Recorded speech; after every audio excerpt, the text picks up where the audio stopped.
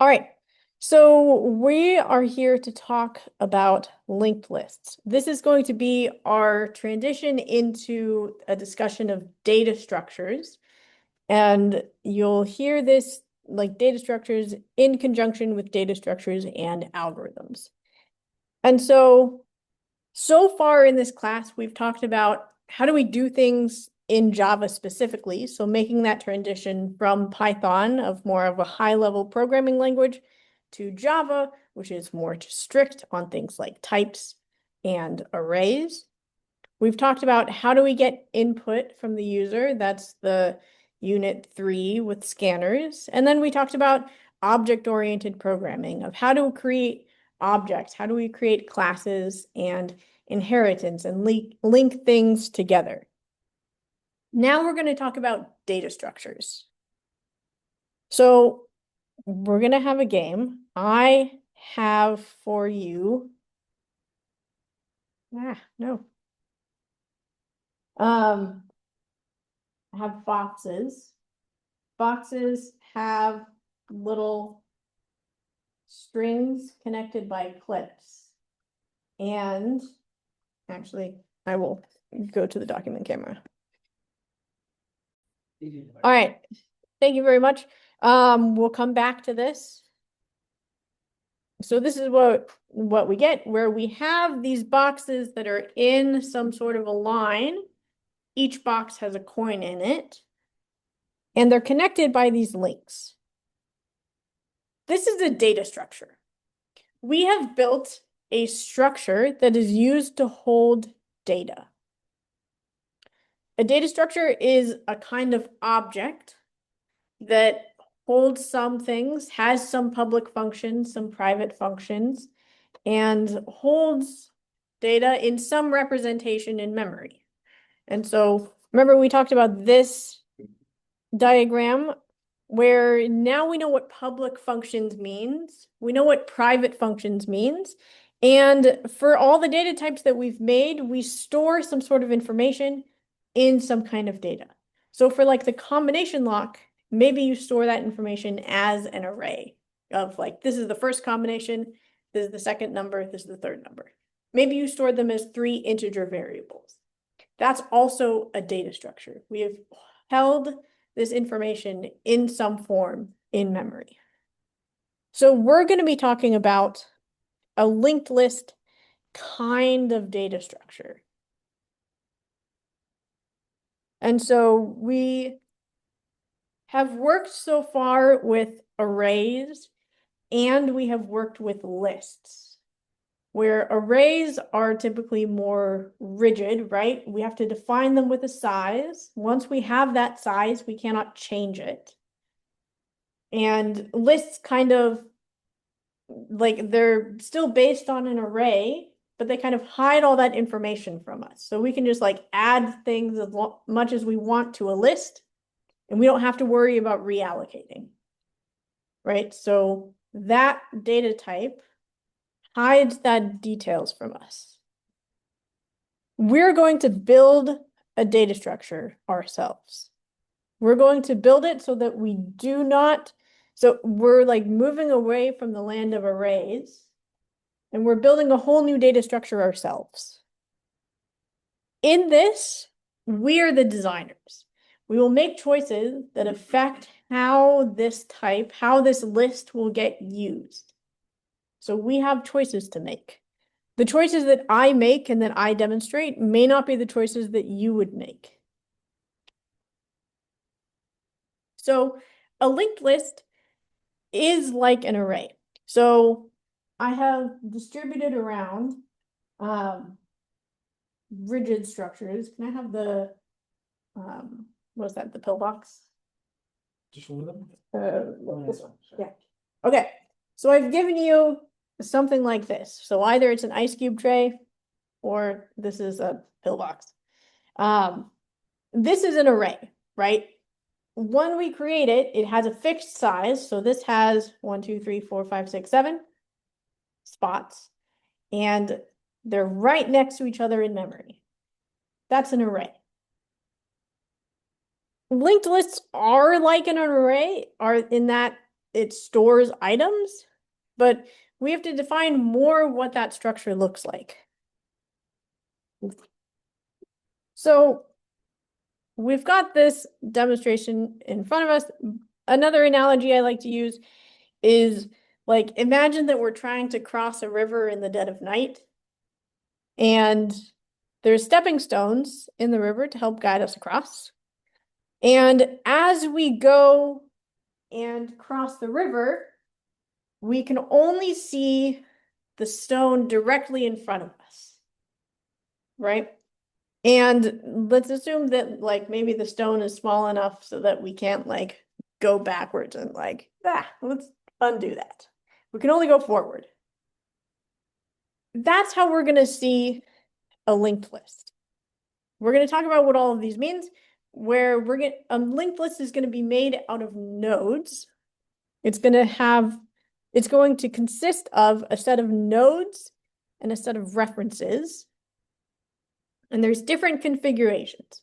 We can say a linked list is singly linked if it only has one, or doubly linked if we can go forward and back. And this third bullet point can have as many links as we need. So in this original game, I have told you that each handle can only have one link. You could choose something different. You could say each handle can have infinitely many links, and we can build up our list that way. Right? That's a choice that we can make. So, but to start, we're just going to work with singly linked. And by the end of the day, I would like us to have a good understanding of these two main operations that work with linked lists. Okay, so a node is this kind of structure. Okay, so let me here. So when we draw it, we typically draw a node as like a box. And so that's why I have given you boxes. And so a node typically has some data and it has a pointer. So it will have two fields, one of which is whatever kind of data I'm holding. So in your case, it's a coin. And there's a link which points it to another node. And so that node is going to be a field to say, here's where I, as a node, point to. So for this box is going to be pointing to my blue box. And so there's a variable in my node class that says I point to the blue box.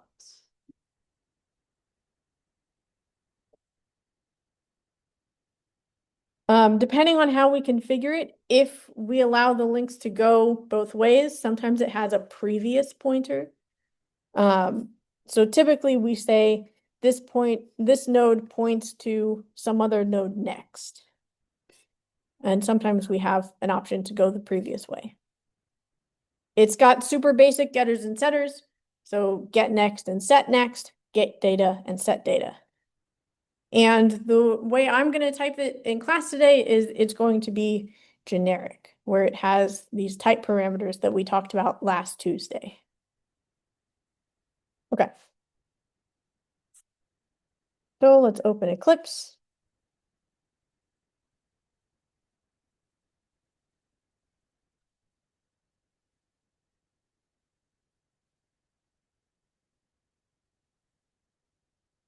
Okay, I'm going to put it in a new package, U5 data structures. And I'm going to call it a node. And I'm going to give it the angle brackets because that's the genericity where I want my node to be able to contain any kind of data. And I'll call it E for element.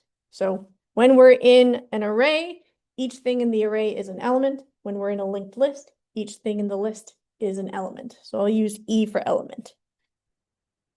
I do want to create a node, so I don't want to make it abstract.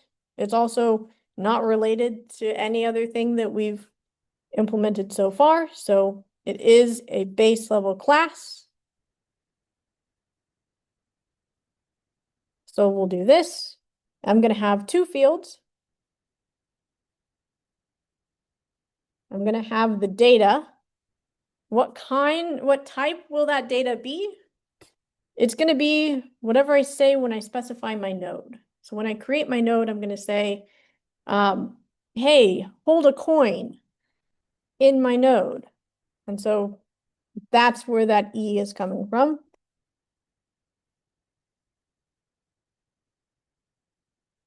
Then I'm going to have a field called next, which that's the link to say, I link to this next node.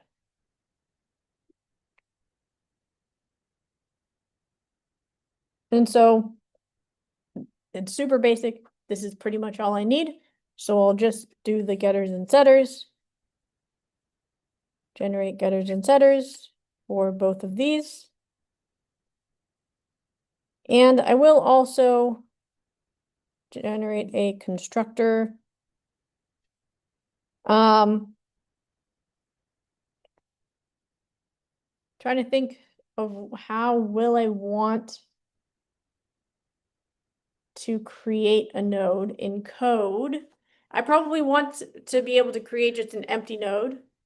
I also probably want to give it some data. So I think I want 3. So if I have 2, this is a combinatorics question. If I have 2 fields, how many constructors can I have with at most 2 of them? Right. So either I have a constructor with none of them, or I have a constructor with one of them, or a constructor with both of them. So let's do the one with both of them. And then I'll have Eclipse do the one with just one of them. Well, actually, I think there are more options because I could have just the next, but for reasons unspecified, I'm not going to have a constructor with just the next field.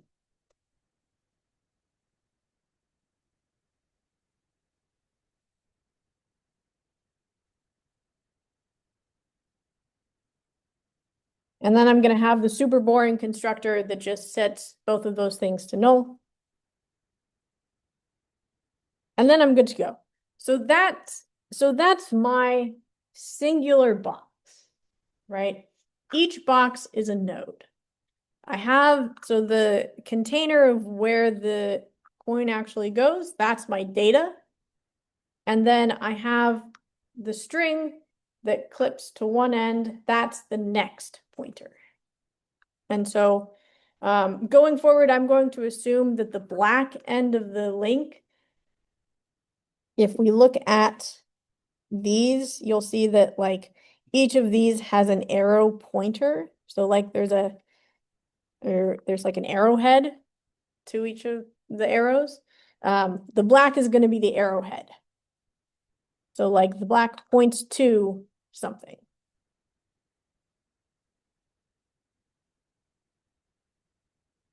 All right, so now we're going to revise your instructions. And I would like you to kind of rethink how you construct your list. Maybe just consider like a list of length 2. How do you construct it in terms of a node? So like, what's the data? What's the next pointer? What do you get back when you call get next and get data? What does set next and set data do? And also trying to rewrite what you've written in terms of this new terminology. Sound good? All right, go for it. All right, let's write a class to, I'm going to write a coin class just to have some sort of value. And then I'm going to write a list tester class And I'm going to create a node that contains a coin. And I'm gonna create a coin, and so here I've got a nickel, and so let me make a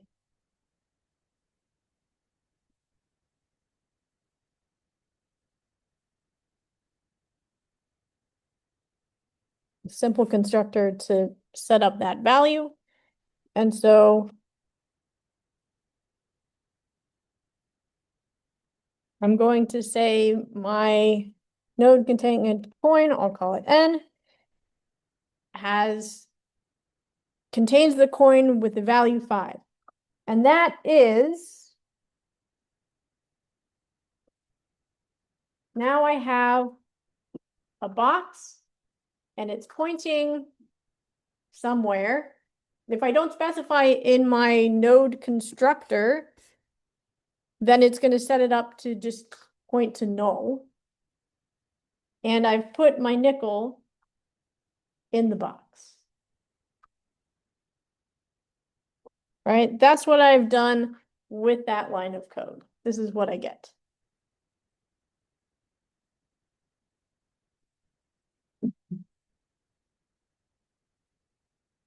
And okay, let me copy and paste that. I'll call it N2. Let's say I put a quarter in my other one. And then if I want to link them together, I can say N2, or it depends on what I want to have happen. So let's see, do I actually have a quarter? No, I have a penny. That's okay. So let's say I create, this is N. Do you have a quarter? You do have a quarter? That's okay. The actual value doesn't matter. Okay.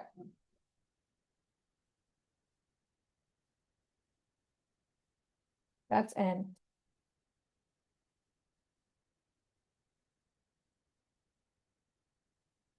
That's N2.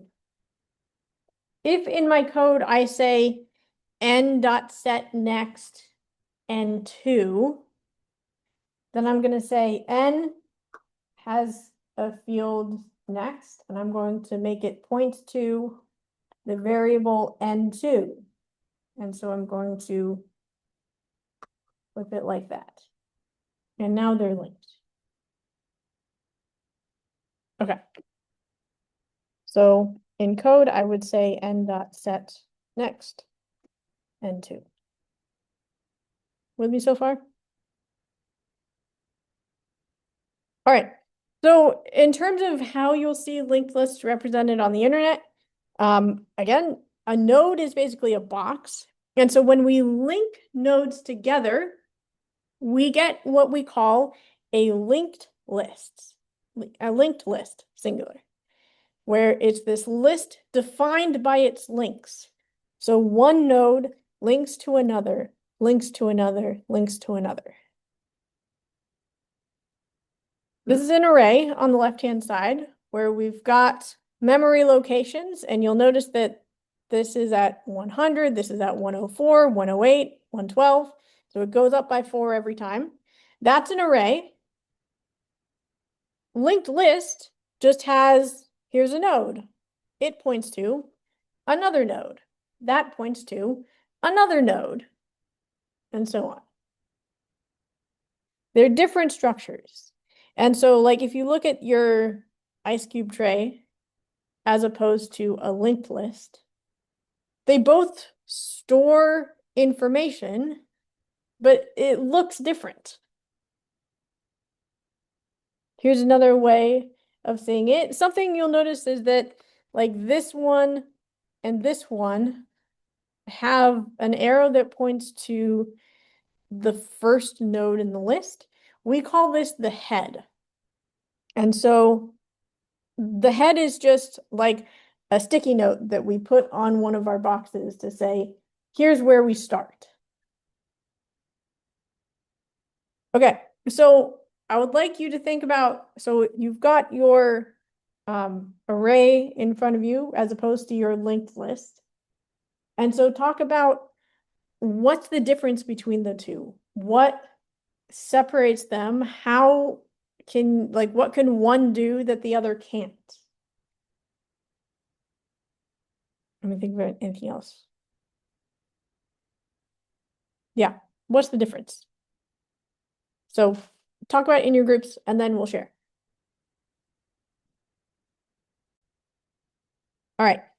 So yeah, so that's pretty much what I have. So fixed space and memory for arrays, we have to reallocate to increase size. Linked list is not fixed in memory and we can just add new nodes whenever we want, no problem. The difference that is very important for you guys to understand and that we have not mentioned yet is that arrays we can access by index immediately. So like when I have my days of the week coin holder, I can be like, let me close it so they don't fall out. I can be like, give me Tuesdays. And I can be like, oh, that's it. Great. Get that. Because I know where it lives. So I know where the start of the array lives, and so I can access that by index immediately. The way it happens, actually, where did it go? Also, why is it not letting me go back?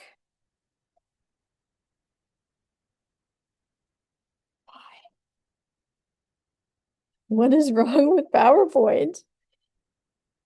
There it is. So in memory, we know where the start of the array lives, and since we know how big each spot will be, we can just multiply, here's my index by however many spots, like what's the length of each spot. And so I can do that math instantaneously and get, oh, that's the fifth element in my array. Linked lists don't have that. To find out the fifth element in this list, I cannot index it. So this is a problem that I'm going to see on the labs, where you cannot use square brackets to index a list. What you have to do instead is you have to start at the beginning and take 5 different links. So, so this is 0, then this is 1, this is 2, this is 3, this is 4, that's 5. We got there, right? So you cannot use indexing to access things. We need to iterate through the list in order to get there. Seriously, what happened? Okay, whatever. I'm not going to question it. So the way that we refer to a given node is with a pointer or a reference. Remember, we talked about this way back when we first started talking about primitive versus reference variables. A node is a reference variable. It's not a primitive type. And it's got a next pointer which points to another node. That's a reference. It's a pointer. And so the reference says that I'm looking at this node right now. And so and then once I'm looking at this node right now, we can take any links that we need to. So for example, one thing we're going to see a lot is the variable temp or something of a variation. And so I'm looking at temp right now. This is the node that I care about. From here, I can say temp.getNext. And if I reassign, if I say temp equals temp.getNext, then temp is pointing here now. If I say temp equals temp.getNext, I'm pointing here. Temp equals temp.getNext, I'm here now. And then if I say temp equals temp.getNext, so this node.getNext, it's pointing to nothing. And so temp is not pointing to any node. So yeah, so we use some temporary variable to say point here, and then we can grab the current data. So like if we're here, I moved all my coins. But if we're here, let's pretend there's a quarter in here, and I can say temp.get data, and then I can pick up the quarter.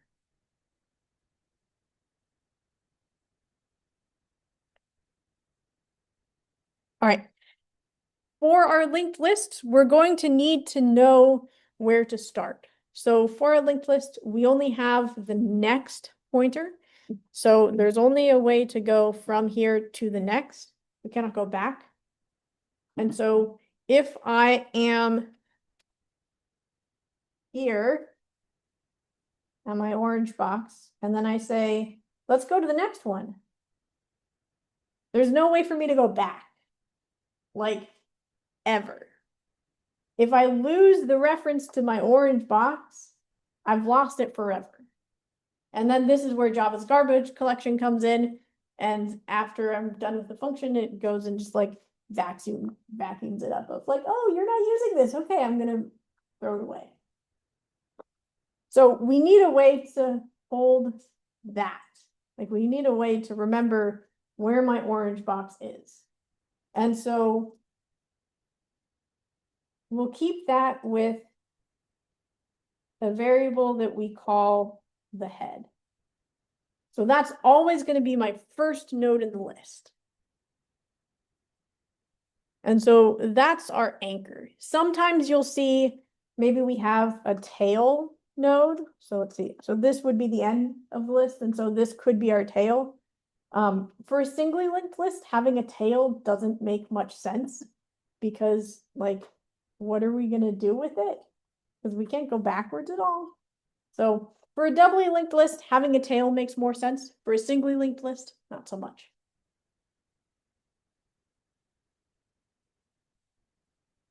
So yeah, so we'll have a special pointer at the head of the list, so where we start, and that's our anchor. And so when we draw it, we draw an arrow to say, this is the head of the list. All right, so I'm going to create this linked list class.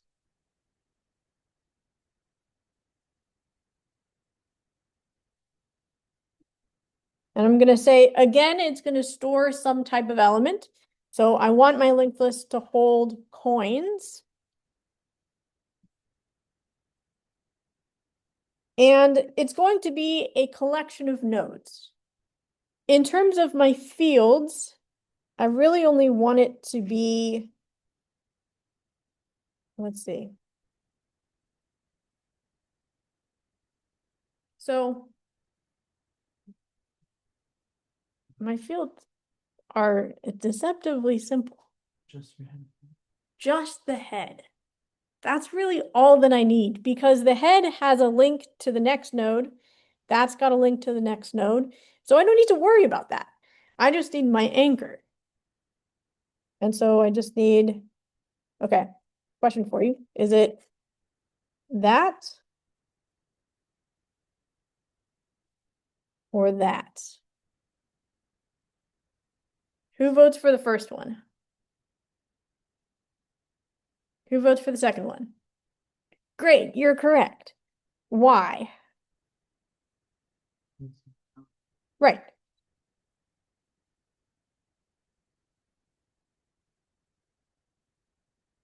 Okay, so that's the head of my linked list. Great. And then we come to the question of how do we add things to my list? How do I remove things from my list? And so I actually think I want to talk about it before I let you loose. So to insert something to my list, there's actually 3 steps that I need to do. So first, if I'm iterating, so let's consider if I'm inserting something like right here. So if I have this box that I want to be the new head of the list, I in an array, what I would have to do is I'd have to like shove everything down. But for a linked list, I don't need to worry about that. So the first step is I need to find where I'm going to insert it. So there's a difference between if I'm inserting it like here, or if I'm inserting it between these two. So like if I want it to go from here, here, then here, then here, that's different. And then that's different from me saying, okay, at the end, I'm going to insert a new one. That one feels like the easiest, right? To say, okay, you're going to point here. But the problem with linked lists is that I can't access by index, right? So I can't say like my list at index -1, set next, this new node. I can't do that. I have to iterate through. So I have to start here, then go here, then go here, then go here. And then I have to set this next to my new node, right? So the first step is I have to iterate to that position. Then I have to create that new node. And then I have to set, so then I have to be careful that I don't lose the rest of the list. So I have to set the new node's next pointer to the item that's currently at the position that I want to be in. And then I break the existing link and I make, so in this case, B is going to point to E. In terms of how you iterate, there's multiple ways to do that. I've got one option here. I've got some more in the lab. One option is to have a node that you treat as like temp. And so you start it at the head of the list, and then you use a for loop to say, okay, we're not there yet. So we want to go until we're at some index. We're not there yet. So temp equals temp.get next. And that's moving that post-it note along. Okay. So I would like you to, in your groups, I don't care about the board, but have if you've got them all connected, take one out and then try and insert it at the head, at the middle, or at the end and see what you need to do. And so follow these steps in terms of the node. All right, go for it. All right, so yeah, so the important thing as we're going through is when you choose to break or make a link, you have to be careful not to lose the rest. So this is going to end up being, let me open up my iPad.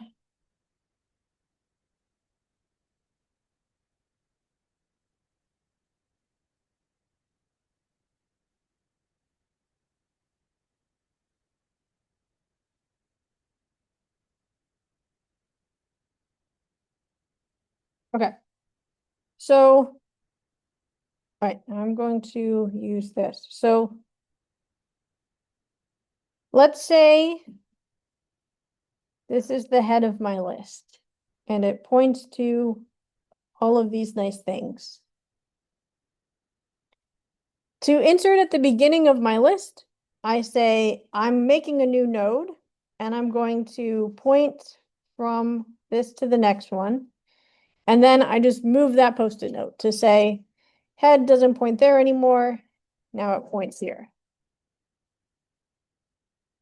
If I am somewhere in the middle of my list, let's say we're currently here and this points off into the distance. I want to make a new node. And the wrong thing to do is to say, if I navigate here with temp, if I say temp.next is now this new node. That's the wrong thing to do because the new node doesn't point anywhere. And so if I do that, then I lose this guy and the entire rest of my list. So instead, the first step is to say temp points to the rest of it. And then I can break this link and point to my new thing. If I am in my list of 3 things and I want to delete this thing, if I navigate here, then I can just loop around.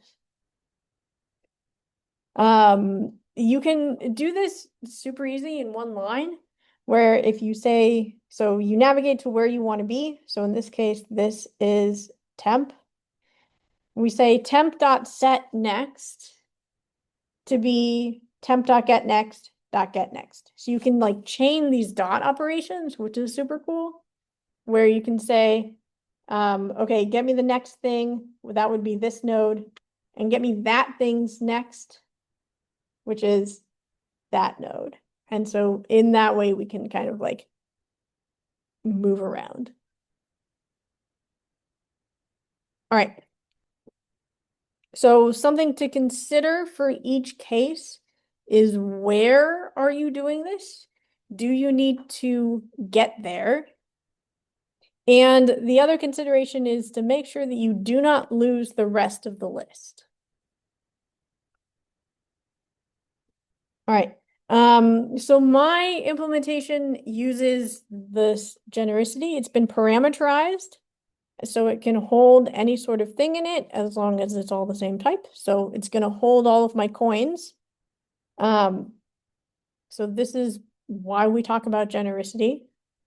The lab, which we'll do on Tuesday, or not Tuesday, today's Tuesday. The lab, which we'll do on Thursday, is going to be specifically a kind of list. So it's not going to be parameterized. It's going to be a list of computers, and your job is to implement all these operations to be able to work with this list. Okay. I do want to talk to you briefly about GitHub. All right, on Canvas, I've added a new link in the installation links. This is something that's not required, but could be very helpful for you as you get started on your project and as you work with others, is GitHub. So GitHub is a way that we store files. It's a way to do version control and also share your code that you have on your computer with someone else. So when I'm doing it in research, it's helpful for me to work on my stuff, and then I push my changes, and then someone else can download that, do their part, push the changes, and then I can see that again on my computer, right? Git in Eclipse is, I don't like it.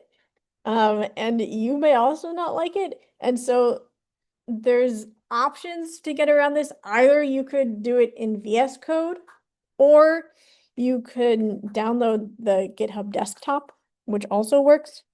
So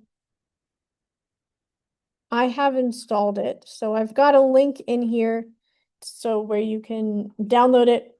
It'll auto-populate for which operating system you're on. And let's see. So I'm in the lab 6. And I would like to create a new repository. And let's just say that I've got this folder. So either you do this before you start working on code, and you can create a repository and then put all your code there. And so CS 222 in class, and I'm going to choose where it lives. It's going to live in my Eclipse workspace.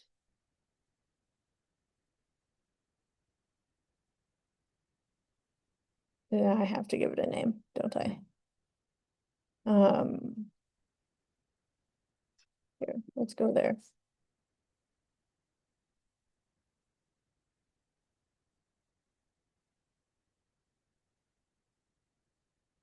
All right. Git ignore. So I can say, here's my, so this is demo code for class. I can initialize it with a README. And so then you can just type it in later as you get to it. For git ignore, those are files that get ignored when you do like whenever you go to push things. Sometimes, especially when you write Java, there are type different files that you don't ever really need to care about. So let's show in System Explorer. So on my computer, I have selected to view those hidden folders. And so like dot settings, we don't want that to show up. Bin, these are all the compiled Java files. And anybody who downloads this doesn't need that. They can compile it themselves. And so that's what the git ignore. It's like, ignore these kinds of files. And so if I go down and I say Java, then it'll be like, okay, here's all the standard files that you ignore when you're working with the Java project. And then there's different kind of licenses of, do you want it to be open source or something like that? So you can choose that if you want. I'm going to create the repository. And oh, look, there's all of my code. And so if I go and I make changes, so then there's a change since I last looked at it. And so I'm going to delete that. But I've got this history. And so once I have this all set up where I can see, here's all of my files, then I want other people to be able to access that now. And so I can publish this repository. And that's the name of the repository. I'll name it SP25. No, it's not spring, it's fall. And I can say, keep this code private or not. For your project, I recommend keeping it private just because so you and your collaborators can work on it and just you. And so then if this box is unchecked, then anyone on the internet or anyone in the class can come and find your code. And so since it's a work in progress and it's for a class assignment, I recommend checking that box to keep it private. So I want my in-class code to be public, so I will publish the repository. And I can select view on GitHub. And that takes us to this page. So, all right, so my git ignore, it's every class file, it's every log file, it's every jar file. Sometimes I will add the DS store because that's how Mac like maintains its file system. But you can like look at the source folder and say, oh, look, here's the code that we wrote today. All right, so that's it for today. On Thursday, we will do a lab where you'll write code. Please put your linked lists back together and we'll put them back in my box and I'll bring it back next time. Okay.